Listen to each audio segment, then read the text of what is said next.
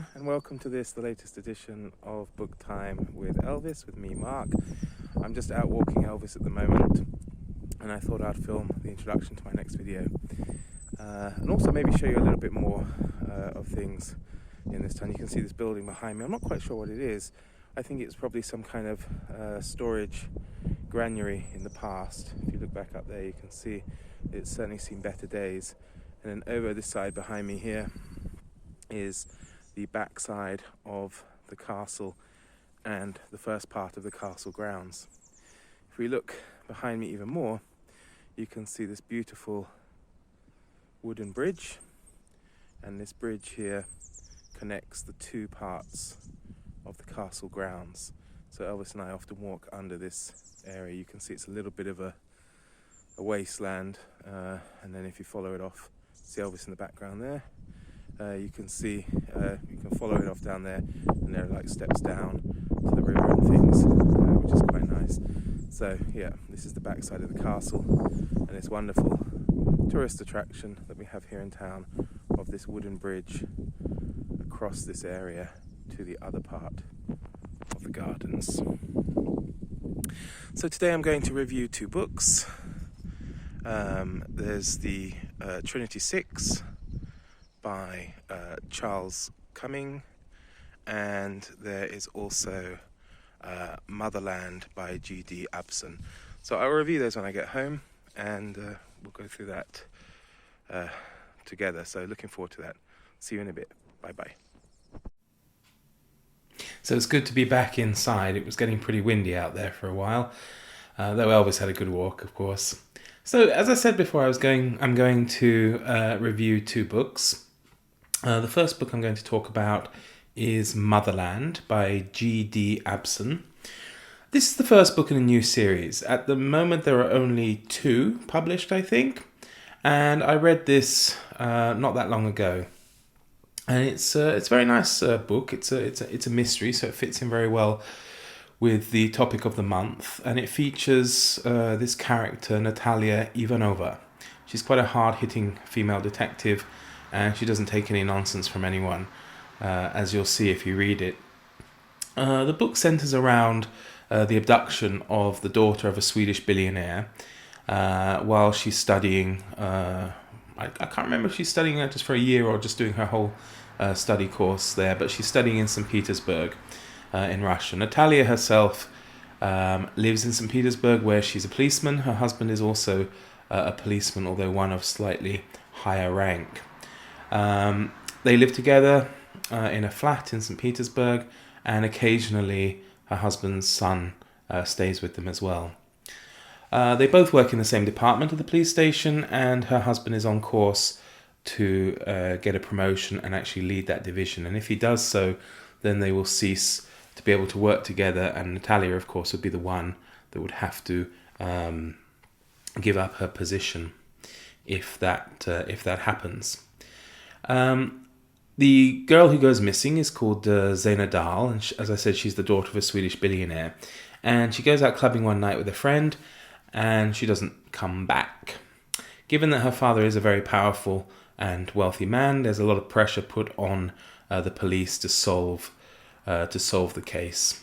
And this means that many of Natalia's colleagues in the police station are very happy to cut all sorts of corners and basically try to get the situation resolved as quickly as possible.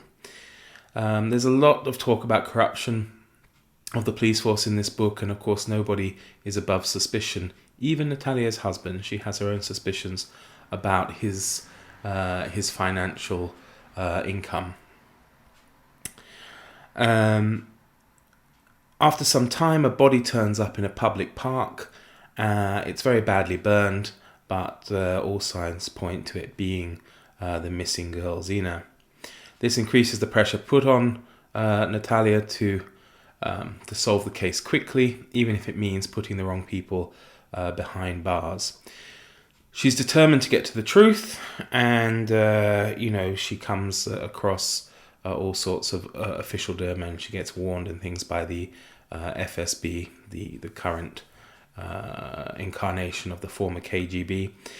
and basically it's really it's I think it was a very exciting read. I thoroughly enjoyed it actually. From time to time, though, it can be a little bit caricaturish, if that's the right word, in the way it kind of cliched the corruption element, I suppose, that all police in countries like Russia must be corrupt, but it probably isn't, of course, the case at all. It's quite fast paced, and I think it does evoke the darker sides of St. Petersburg quite well.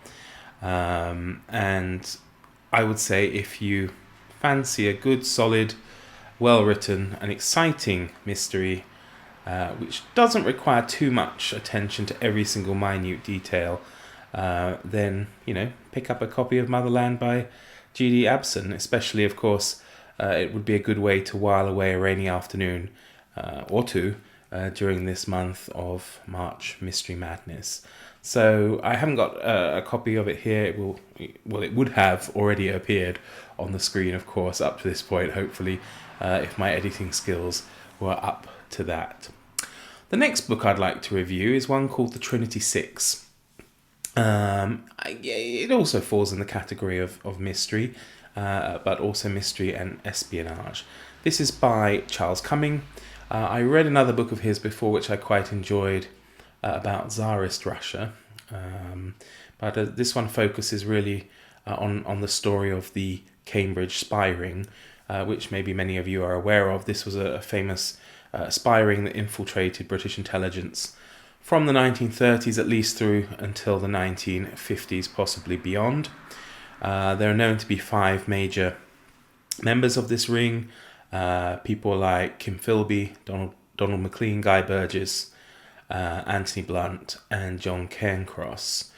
Philby, Maclean, and Burgess, all their acts of treason, if you want to call it that, were discovered in the 1950s, and they, I believe, spent the rest of their lives in the Soviet Union.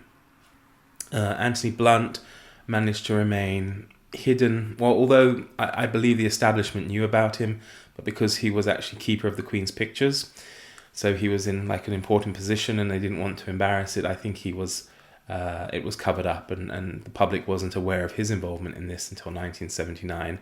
And similarly, John Cairncross, his involvement in the spy ring didn't come to light until 1990, and the fall, of course, of Berlin Wall and communism in much of Central and Eastern Europe.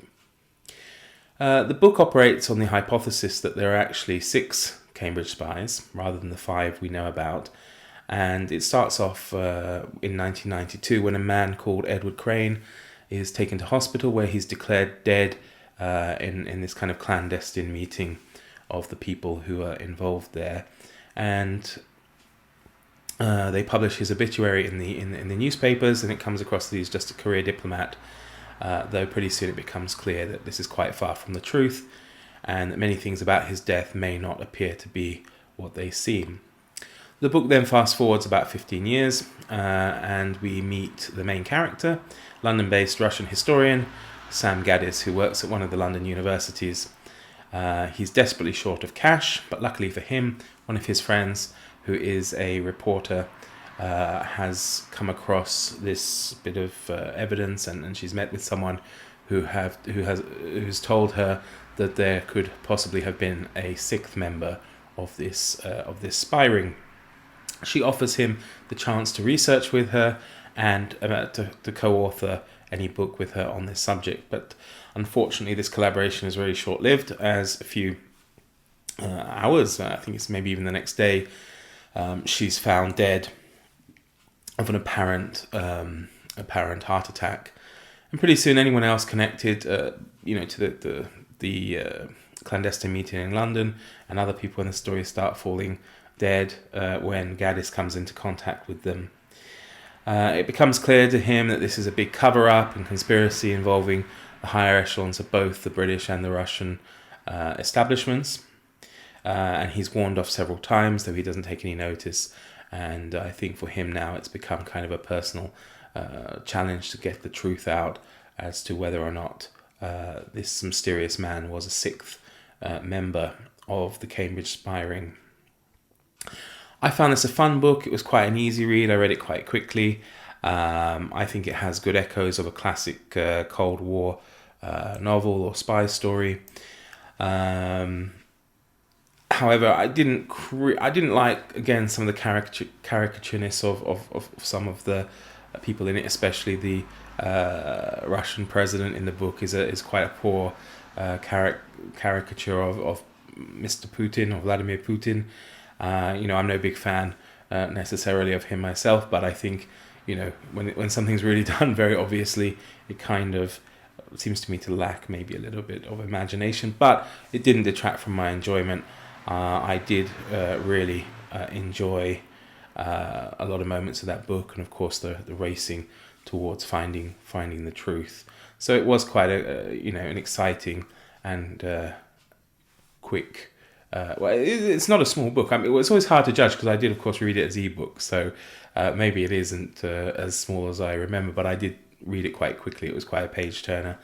But if you want something that will kind of hold your attention and that's exciting, bit of espionage and murder mystery, then give Trinity Six a go. So Trinity Six by Charles Cumming. I think it's well worth a visit. So those are the two books I wanted to talk about today.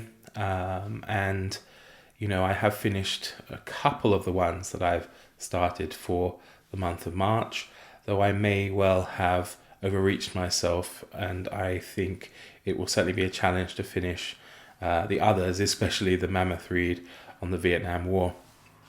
But, I'm going to give it my best go, and there's still time left. So who knows, I might surprise myself and be able to do it. Thank you very much for watching, and, I'll be back again soon, maybe even tomorrow, who knows. But certainly very shortly I'll be back with another video. Thanks for watching, and take care of yourselves, stay safe, and see you soon. All the best. Bye bye.